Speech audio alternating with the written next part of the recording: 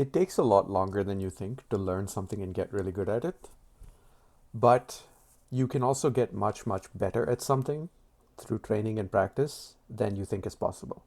Most of the time, you see someone who's good at something and you think, wow, that's really good.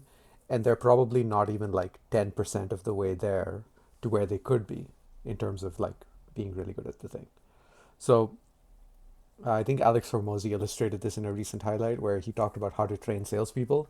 And he mentioned that like the way that they memorize a sales script to start is they have the whole script in front of them, they read out the entire script, they practice it, and then they black out one word, and then they read it all out again. And they black out another word, and they do this over and over.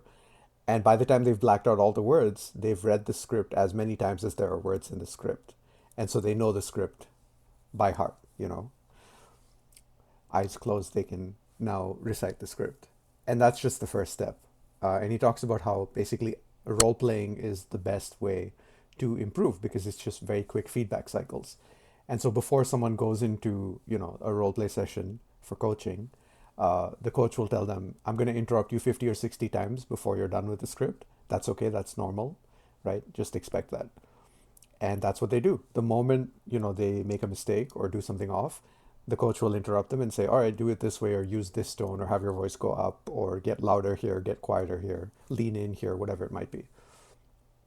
And it's just really interesting to think that there's so many places that will just toss you into the job and say, all right, do your best. And that's it. And we're missing out on so much opportunity by actually training people to become really good at it. And the cost up front might be high, but you'll see the returns for years to come rather than, putting up with mediocrity for years to come instead.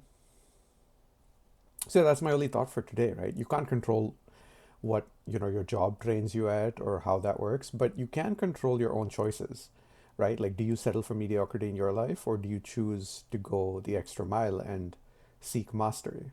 And you do that by training yourself, with methods like this, by seeking rapid feedback, by practicing very deliberately, by sort of applying the scientific method. And you can do that. Anyone can do that.